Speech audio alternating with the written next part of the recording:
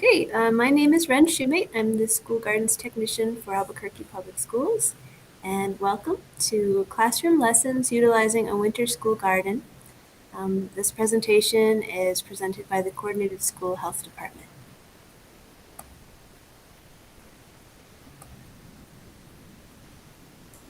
Please sign in via chat with your name, preferred pronouns, school name, and email.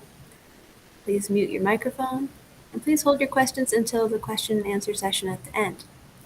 This presentation will be recorded. If you prefer not to be recorded, please feel free to turn off your camera.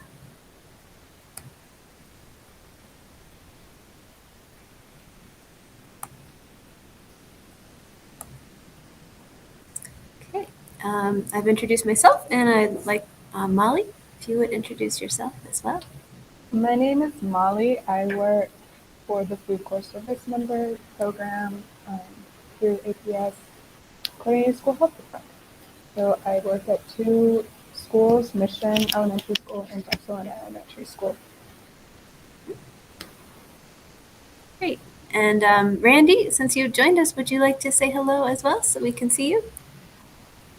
Sure. Hi, and welcome, Juan. Glad you joined us. I work with the Coordinated School Health Department also here at APS. Thank you. Okay, and so Molly and I are going to go back and forth during the slides. We will have our microphones open because we'll be reading from the same slides, but we would ask that everyone else go ahead and mute your mic so we have a nice clear audio recording. Thank you.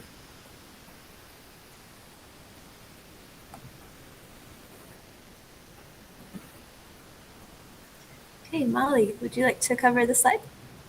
Yes.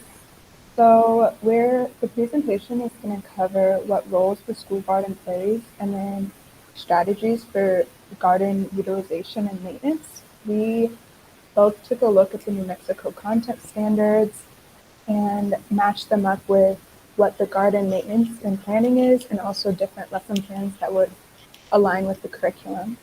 So for each school level, high school, middle, and elementary, we will go through health, language arts, social studies, arts and STEM activities and lesson plans, and different themes that could be brought up.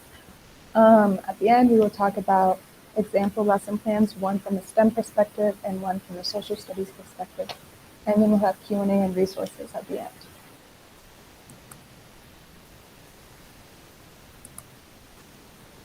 What role does the school garden play in student learning?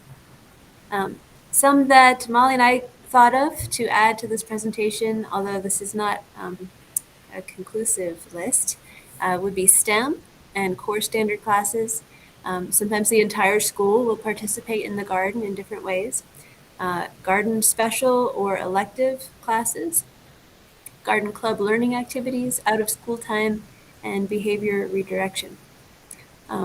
During this presentation, please think about what teachers and students need for the learning process, and then also what the garden needs. We want to try to stack these functions throughout this winter garden training session.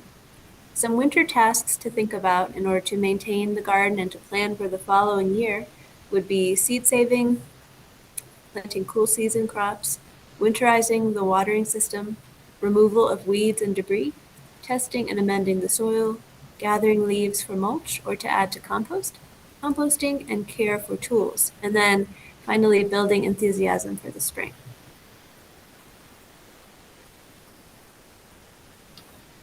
Okay, so some strategies for garden utilization would be think how often can teachers or students be in the garden? Can they be in the garden daily?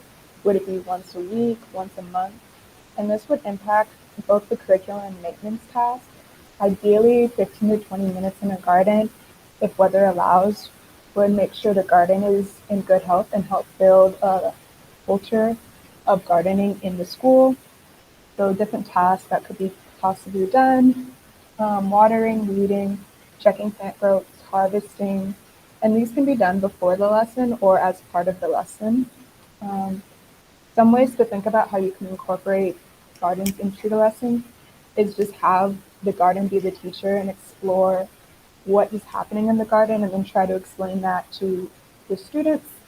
Another way, there could be different stations in the garden for different activities. Like you could have a station to teach a lesson, you could have a station for planting, you could have a station for yoga or some type of movement just to keep them engaged in a lot of ways. And then also one way that's really empowering for students is to do each one teach one, where each group of students learn something specific and then teach the other groups, which helps cement it in their mind and also empowers them to understand like healthy choices in gardening and different food and nutrition facts.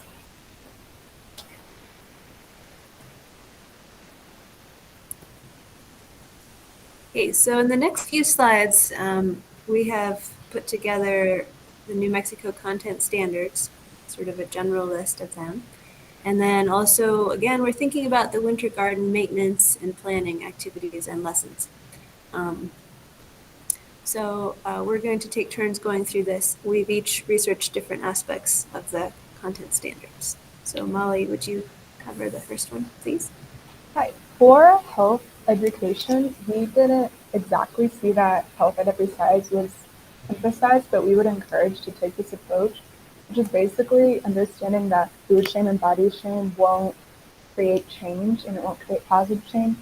So just thinking about like nutrition that will help everyone, how to have like movement and enjoying movement and just having healthy choices be encouraged, but not like shame anyone else's choices because we don't understand why people eat or move different ways. There's so many barriers to health. So trying to make it as encouraging a space as possible is the best standard. And then do you mind if I could just go through all my parts and maybe you can go through all yours? That's fine. Yeah, that makes sense. Yeah. Yes. So for social studies, I looked and tried to find examples of history, geography, culture, and for the high school, even economics that can be incorporated in the garden. And then for STEM, I did the math portion, but it's largely about how you can use math and geometry and measurements to plan your school garden. And then we'll also cover English language arts for these 3 levels of students. And then the arts as well. And then in STEM, this was something that Molly shared with me from her experience and the garden as the teacher. So we will have a link to that in our sources at the end. It's very interesting to have the garden kind of be the inspiration for the lesson plans. So as the students are exploring and experimenting in the garden, something will come up and there'll be a response of curiosity to that, and then that can be incorporated into a future lesson related to STEM.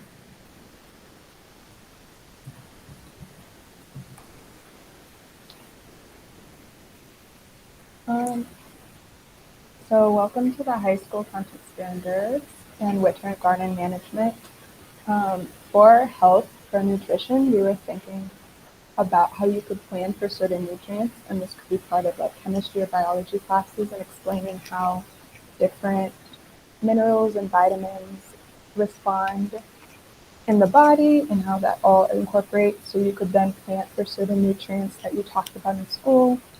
For social emotional learning, there's so many lessons that the garden teaches, like curiosity and patience and caring, that could be helpful in explaining, and especially it's been used for behavioral redirection in many different school programs.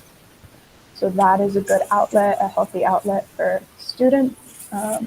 Clearly healthy choices with how we consume the food and growing food encourages you to eat it. If you saw how it grew, you're more likely to want to try it. And then movement can just be part of gardening is a lot of movement. And you could use that, just have movement separate from your classes or even incorporate it into health education and PE in some way at the end as one way to start planning in the day when you want to maintain the garden.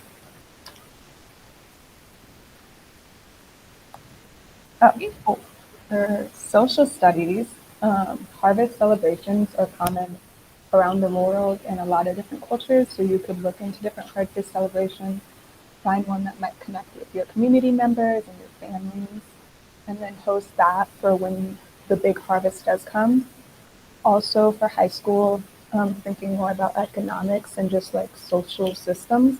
of how food is distributed, different food distribution programs around the world, and especially during COVID, it would be an interesting case study since food distribution has changed a lot.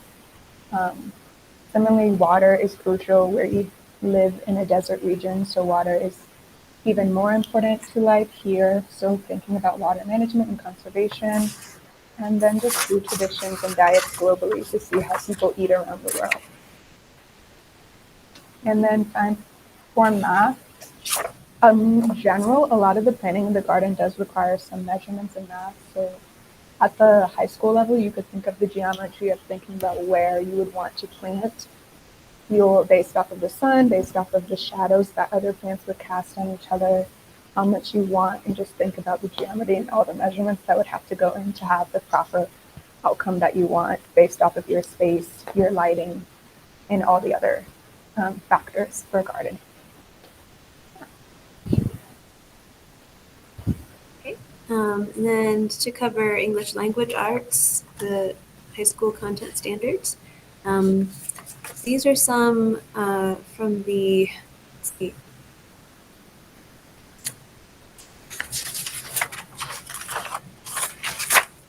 content standards for English language arts grades 9 through 12. These are some aspects of those standards that can be utilized in relation to gardens. So one of them is to analyze and evaluate common characteristics of significant works, including Hispanic and Native American oral and written texts. And then reading literature, key ideas and details. And then also giving presentations. So for a high school student, it might be appropriate to have them research a particular gardening technique, maybe a type of composting, and actually give that presentation to their classmates, because some of those steps for composting are pretty involved and they have to be very specific to have the desired effect. So that's something that would take some research and could be presented in an oral presentation. And then in the arts, some ideas, basically the students are going to be creating, performing, presenting, producing, responding, and connecting. So creating context around the art that they do. So the garden can be actually a source of inspiration for that. Maybe even the art is displayed or performed in the garden. Some ideas would be to choreograph a dance depicting students tending the garden. There could be a visual element of designing a seed packet illustration, garden signs, a garden map, garden sculptures, even a brochure about the garden to help the school and visitors understand what is happening, the different projects happening in the garden. And then within STEM, metallurgy, the study of metals as far as tools, there's a lot of care of tools that needs to happen in the wintertime, sharpening edges. Also composting is an important activity during this time of year. So looking into the biology of that and why it is effective. Setting up experiments, looking at the chemistry of soil amendments, and then Molly had mentioned some things about the aspects related to math.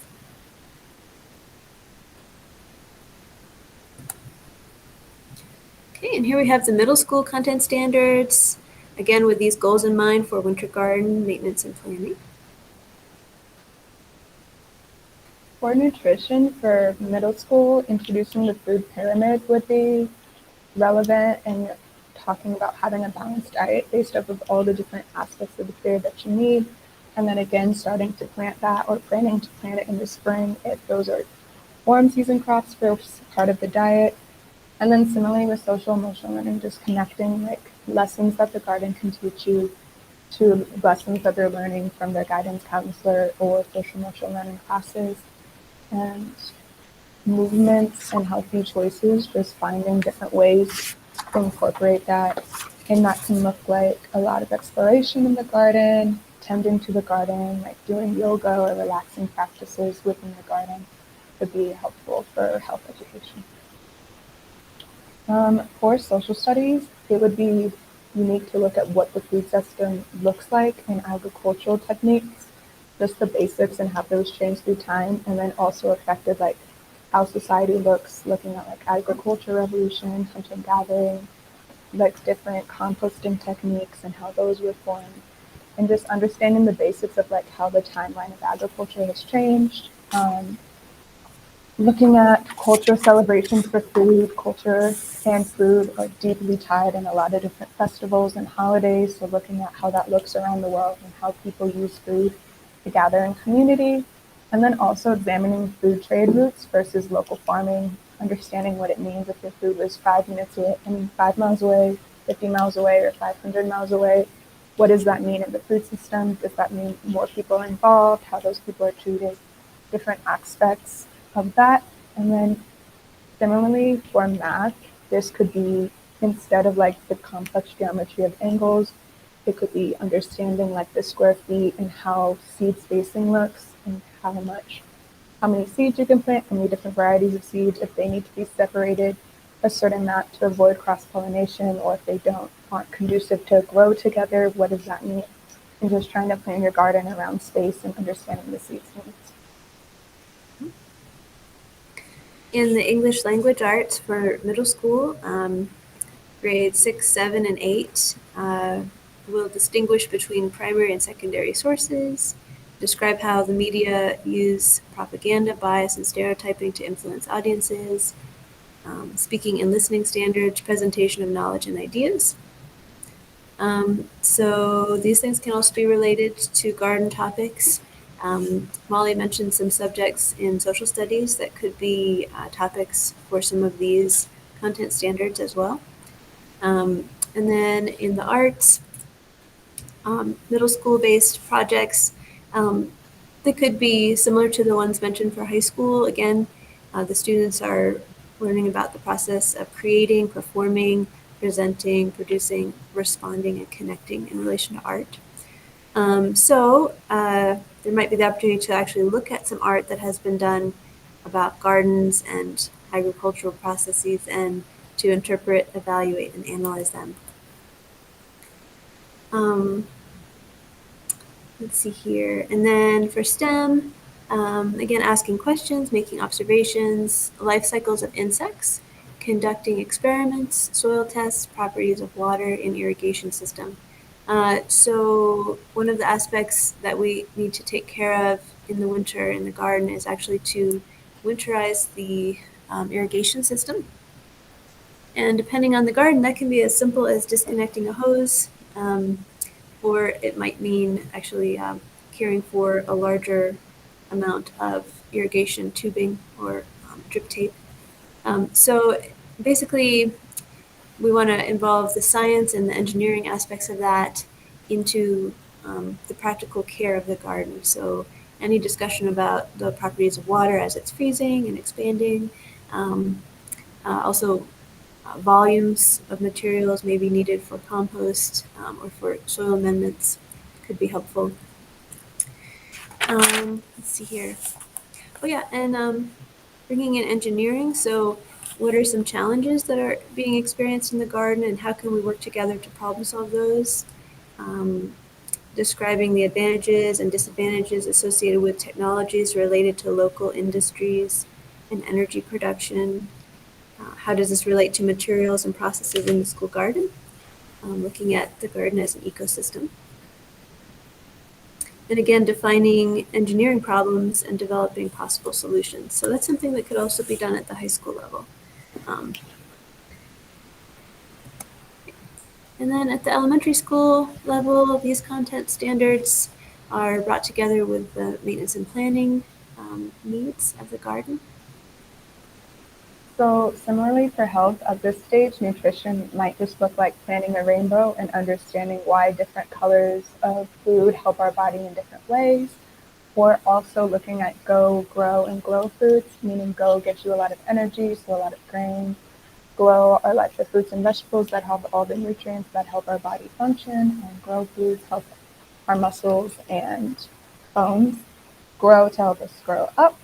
So that is one way to explain nutrition at that age range. And then especially for this grade level, understanding like patience, curiosity, and care could be a very important tool as we try to develop their emotional intelligence. And then also at this grade, movement cannot just be like yoga, but also song and dance to reinforce garden lessons. There are so many cool garden songs that different organizations have made to explain different garden processes like photosynthesis, the parts of the plant, um, understanding life cycles. So that could be helpful for them to have a visual movement to also cement their knowledge. For social studies, understanding a bit of geography with the USDA roadmap and understanding why plants can't all be grown at the same time and how climate and weather affects how plants grow, and understanding natural resources that are needed for food like soil, how worms help soil, again, water and understanding the basics of the importance of water, and then wind and sun and how that helps with photosynthesis and germination and all the other aspects of gardening. And then also just beginning to like see your own community and looking at different food and natures and gardens that may be present in your community. And then for math, this might just be understanding measurements, understanding the seed spacing. You might not need the whole square feet and understanding how to plan the whole garden, but understanding if I was planting one crop and they need to be this many spread out, how many can I put in a foot? And understanding what a foot means, that's 12 inches, and just the basics of measurement to like build off of that. And then for the English language arts, we have at this elementary school level, we're looking at main topics, retelling key details of a text, making predictions, identifying characters and simple storylines from selected myths and stories from around the world. So again, there's a lot of leeway there to bring in themes related to gardens and growing food. Also, garden vocabulary can be involved in that. And comparing and contrasting is another content standard. In the arts, seed art is a fun activity to do and also can lead into this discussion of seed saving. And then garden sculptures. It is really fun when students can add their art to a garden space, as in decorating the planter boxes, or even I think I see some artwork on some of these tree stumps here as well. So if the students have a place to display their work in the garden, that can be really empowering for them to be able to share it with others. And then in STEM, again, asking questions, making observations, life cycles of insects and plants,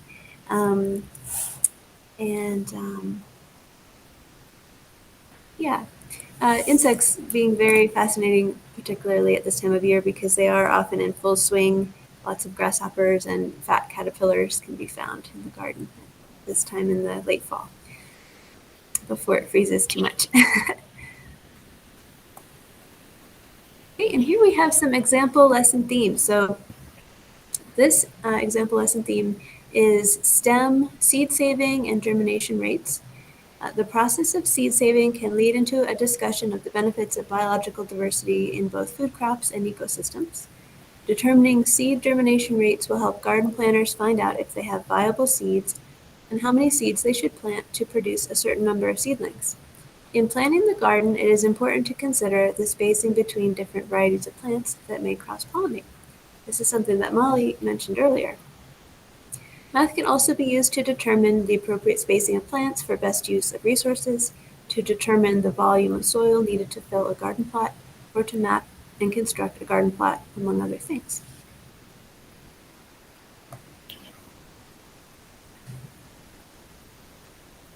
From a social studies perspective of seed saving and companion planting, one just example from the garden to if you have heirloom or organic seeds, you can save them. And even if you have like hybrid or GMO seeds, that could be interesting to see what happens in the next generation, because with hybrids, it's more likely that you have variation.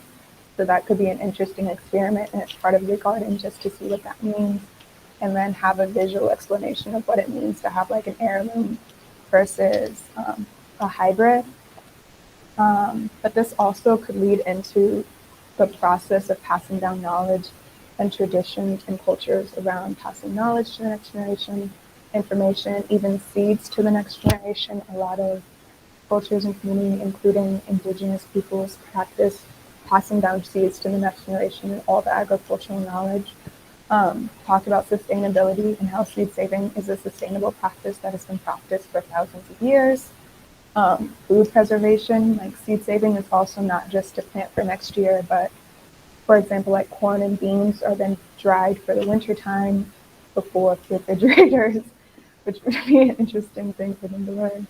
For refrigerators, you needed to save food up for the winter time. So seed saving was an example of how you could save food, eat it later, and then the benefits of companion planting and understanding the relationships between different plants and also humans and plants and how like that relationship between humans and plants and gardening has changed again throughout time. You can plan gardens around themes such as like ancient gardening or cultural themes like Three Sisters is a garden technique originally from like the traditional knowledge of indigenous communities that has been passed down forever and is very common gardening practice to plant pumpkins, beans, and corn next to each other because they work very well together. So just thinking about gardening with around cultural themes. And then also recipes. You could ask students to think of different recipes that have a lot of fruits and vegetables, and then from their culture or community, and then plant those. So you can have them during the harvest celebration. So they're part of the harvest celebration, more like their identities and recipes that mean a lot to them. And then for the high school students, you could go even deeper to understand like the industrialization of agriculture and how seeds have changed from being passed down commonly to being bought at the store and what that means, good and bad, for how food is produced.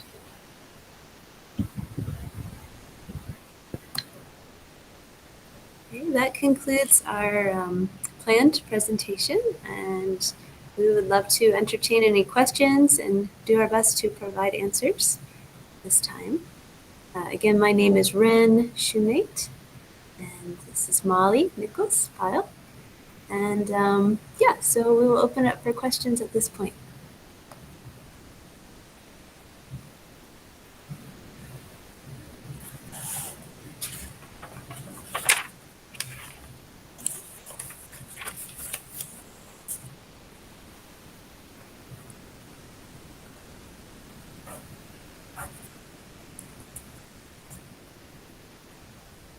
One of the questions we've gotten from teachers is how do they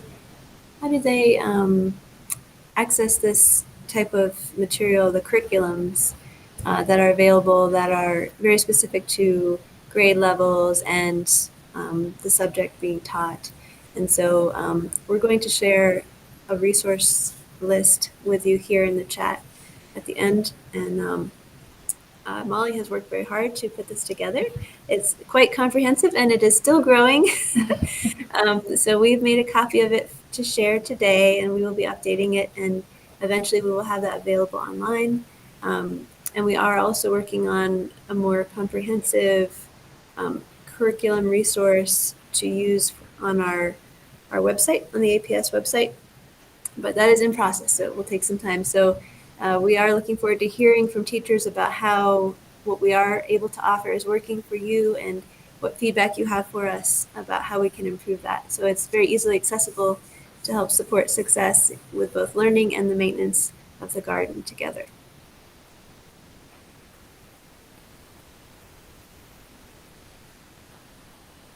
An activity that worked really well with understanding the garden and also maintaining the garden was having a organic material drive, and then which included eggshells and flower petals and fall leaves and coffee grounds, and then having students pour them out and then mix them in, and explaining why we would mix in all of these things and how each of them have different nutrients that help our soil. So that was really successful. I've been doing that continuously, just like personally as garden maintenance, but yesterday it was really fun. Students ran up to try to help me during their recess because they really enjoyed this activity. So that's a movement and action that they really enjoy, and also is helping the garden and teaching them a little bit more about nutrition and gardening and how that works and how the nutrition from the soil goes to the plants and helps your body. And this was with like 3rd, 4th, and 5th graders. So, yeah. I loved hearing you tell that story today. It's so inspiring. Right. I'd like to see if Juan would like to speak about his current projects at Dorn Charter School, if you're interested. We can also see if there are any other common questions that we've experienced before. Hello. Hello. Thank you for the presentation. It's good to, just talk to other or hear from other people, and get some ideas and stuff like that. So that's why I joined, to get a few ideas for the winter. Um, and yeah, I got some pretty good ideas, definitely. And then we've been doing a lot of the same things, or some of the things that y'all were talking about. We're elementary, so I work with kinder to 5th grade, and I think the school's been going on for about 10 years. I've only been there about 3 to 4 years, and we do a year-round garden. We just set up little low tunnels, um, and we'll have a pretty good harvest throughout the year. Um, for me, the hardest part is summer because we're not there, so it's kind of hard to keep up. But we're gonna set up what's it called, a timer. Yeah, so that'll help us out better this year. But usually throughout the winter, that's pretty much our best season. Um, we just have to winterize everything, and so yeah, I think I want to try a little bit more like music and dancing, like you were mentioning. I think that would be fun for the kids, definitely. Other than that, I think I like to do, like, looking at that corn picture. I try to, like, make food with them. This year is a little tricky because of COVID, and I really don't like to be inside with the kids. I'd rather be outside at the garden. We have a really nice garden as well that the dorm families had for a very long time. Um, so so we have that. We have a very nice garden. We have a lot for our garden, so we're lucky to have that, and we try to utilize it as much as we can. Especially now through these times. Since yeah, we just like to be outside, right? It's better for the students, and so yeah, no, I was just good talking to y'all about the about um some of the different things that we can do, so I'd like to definitely look into that, the I think the curriculum that, or the thing that you prepared, the list of curriculums. I definitely like to check that out. Um, so yeah, thank you. Thank you, Juan. We will put it here in the chat. And I'm curious because I'm learning a lot about gardens in the winter, and it's nice to hear that you've had good success with the low tunnels. Yeah. And I'm curious because I'm not quite sure how do you continue to water the plants and still prevent any damage to the system from freezes? What is your technique with that? So we've had frozen hoses and all that, which was pretty. Yeah, I think the, what is it called, the faucet.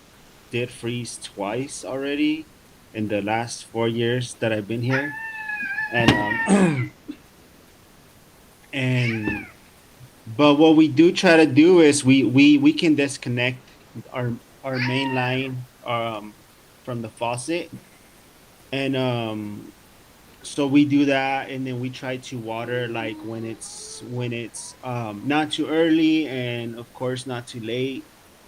um and then we also have drip irrigation, but we connect it to our faucet, and but yeah, we had to disconnect that the connector from the faucet to the drip, which is just like a four hose adapter. So we just disconnect that. Luckily, in the winter, you only have to water maybe once a week, and sometimes I remember like not having to water for like 2 weeks in the winter. Um, so yeah, that's kind of how.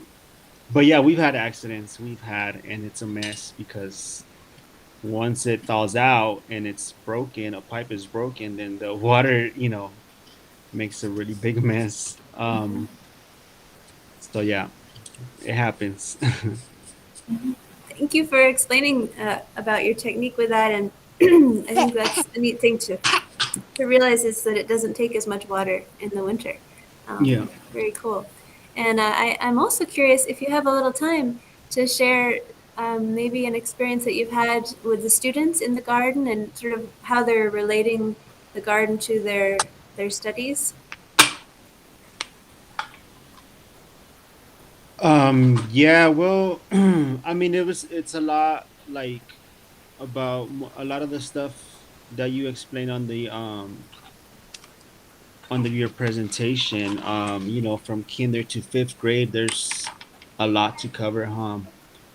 Starting with, numbers, colors, shapes, all those very basic things. Um, we also go pretty deep into the movements, the solar system, and how that affects the seasons, and what plants we can grow, and why we can plant the plants that we have here in New Mexico, and why we can't have mangoes and avocados. The kids are really interested in that.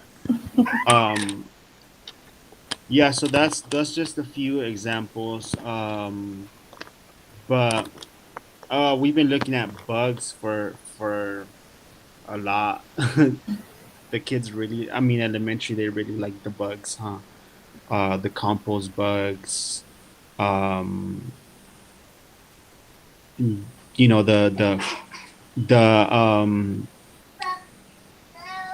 pretty much the compost, natural compost. Um, so temperatures, all that is very important in the garden, and so then they can relate to that when they get back to class. Luckily, I just do garden garden class. I don't have the students all. I only work with them once a week. Mm-hmm. Um, and then the teachers, and we have a monthly meetings with the teachers, so we can try to collaborate and um, work on the try to help each other out pretty much, and explain, try to be on the same page. So it's been a very good experience, working with the teachers like that, and that way we can work on the same lessons. Not they're not all the same lessons, but we try to connect them. Um, the first month was a lot of like respecting each other and respecting the plants, kind of like discipline and stuff like that. So we could have a smooth year, and so that's a lot of what we did this year, and it's worked out pretty well. And of course, like a lot of the history part, There's a lot of history in food, and farming, and we can talk about a lot of cultures through that, and that relates a lot to their some of their classes, especially I think third and fourth, um, and then ecosystems. Yeah, it's that's some of the topics that we can cover that we've covered this year through the garden. Awesome. Wow, thank you very much. I took some notes there because we're trying to get as much information as we can about what's working for teachers in the garden. So thank you for sharing that.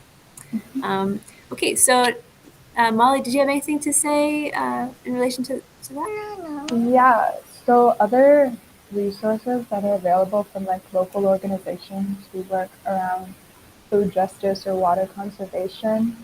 There's a family cookbook, which you could use this one. It's on the organization's website for a couple of dollars. But also it'd be a cool idea to make a family cookbook based off of the harvest.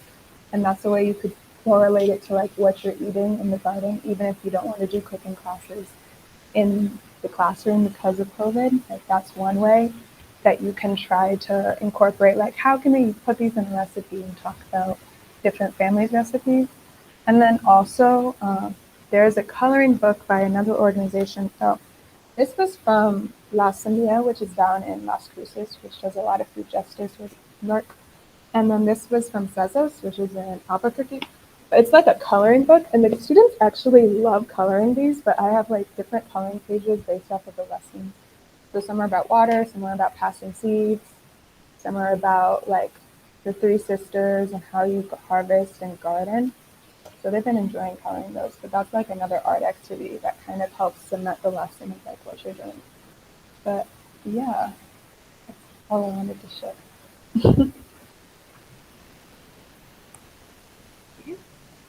I'm going to go ahead and copy these links here to put into the chat. There's quite a few, but the main one we want you to have is this resource link, which is the document that Molly's been working on. So we're going to put them all in there.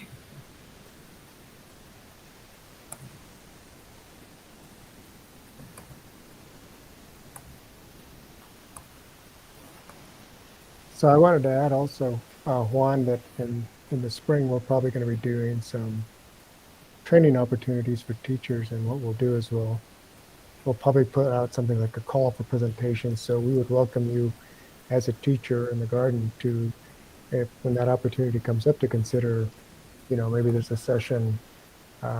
We're still working on our calendar for next semester, but at some point you may see some information from us, and you might want to be one of the presenters because, with your work that you're doing at the school, you might have, I'm sure you have something that you might want to share with other teachers, because we find it's important that we provide teachers with number one resources like we're providing now.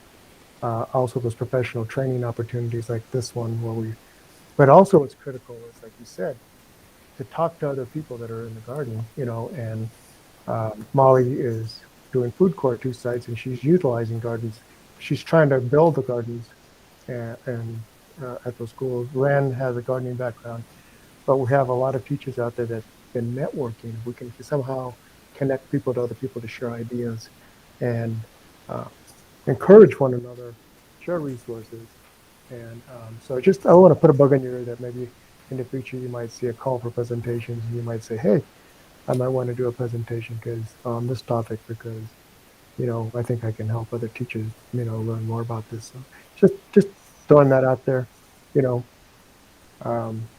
we thank you for joining us. And I went onto your website real quick, and looks like that it's Martha's Garden. Is that what it's called? Pretty cool. So yeah, nice to know that you guys are there. I didn't know you guys are there. Now I do. So it's good to build those connections.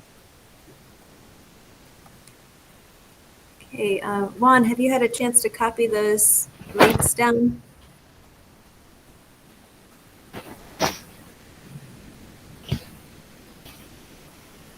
Okay, I want to make sure folks have had a chance to copy the links I put in the chat. Just give me. No, I just saw them. You saw them? Okay, great.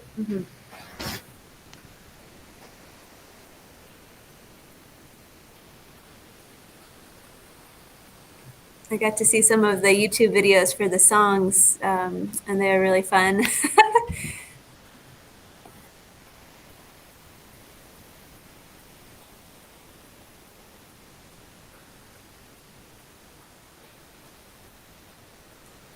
Okay. Well, were you successful in getting them saved, Juan?